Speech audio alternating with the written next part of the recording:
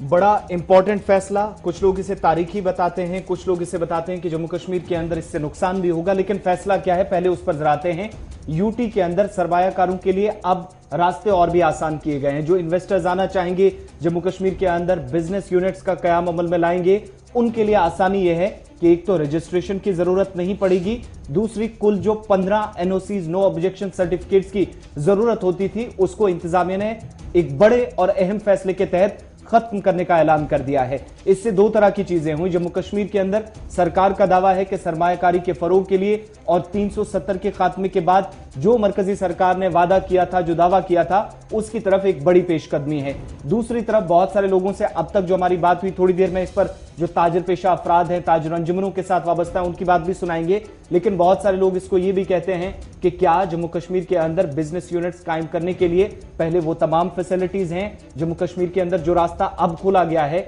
एक business unit कायम करने के लिए, एक इंडस्ट्री लगाने के लिए, अगर कोई तिजारत जम्मू कश्मीर के अंदर शुरू करता है तो क्या ऐसा माहौल वहां क्रिएट किया गया है? इस तरह की तैयारी है जिसके बाद यह ऐलान किया गया है। अब चूंकि सरकार का जो बड़ा ऐलान है वो उसमें दो इंपॉर्टेंट चीजें हैं। एक तो यह कि दरवाजे खोलते हुए, रास्ता आसान करते हुए एलजी एडमिनिस्ट्रेशन ने यूनिट्स के लिए कोई रजिस्ट्रेशन की जरूरत नहीं होगी, एक ये चीज क्लियर कर दी। दूसरी, इससे पहले जो सरकार की तरफ से या आपको रजिस्ट्रेशन के साथ साथ 15-16 एनओसीज भरनी पड़ती थी, लवाजमात पूरी करनी पड़ती थी, उन सब के बीच में सरकार का यह फैसला है कि इस चीज में नरमी दी जाएगी, यानी लवाजमात तो पूरी करनी होगी, लेकिन मरकजी सरकार की शराइत के तहत जो अब आपके पास उद्योग आधार है वही आपको देना होगा जब आप बिजनेस यूनिट का कयाम अमल में लाएंगे, बल्कि बाकी चीजों से आपको छुटकारा दे दिया गया है। 15 एनओसीज या रजिस्ट्रेशन का जरूरत आपको कहीं पर नहीं पड़ेगी। ईस्ट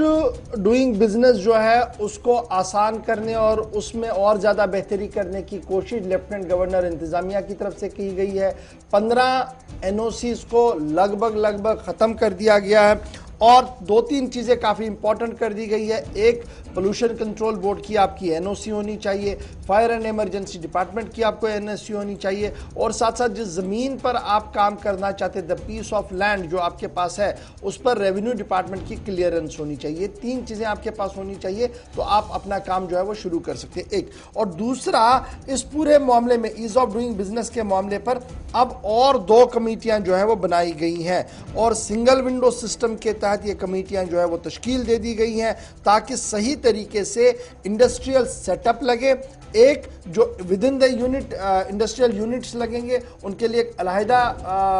कमेटी बनाई गई है जो इंडस्ट्रियल एस्टेट्स के अंदर लगेंगी, और जो इंडस्ट्रियल एस्टेट्स के बाहर लगेंगी उसके लिए एक अलहदा कमेटी बनाई गई है। सूबाई सतह पर भी कमेटी का तश्कील जो है वो दे दिया गया है ताकि सिंगल विंडो सिस्टम के तहत ज्यादा से ज्यादा सरमायाकार, यानी वो लोग जो अपना पैसा लगाकर इंडस्ट्री को लगाना चाहते हैं वो आ सके। पहले आपको याद होगा एक पैकेज की अनाउंसमेंट हुई थी जो गवर्नमेंट ऑफ इंडिया की तरफ से मंजूर किया गया था और उसके बाद यह कहा गया कि हजारों करोड़ रुपया आप इन्वेस्ट होगा और हजारों नौकरियों का मौका जो है वो फराम होगा, रोजगार का मौका जो है वो फराम होगा। और अब जो लोग आएंगे वो कैसे हैं ये बात भी कही गई। हमारे साथ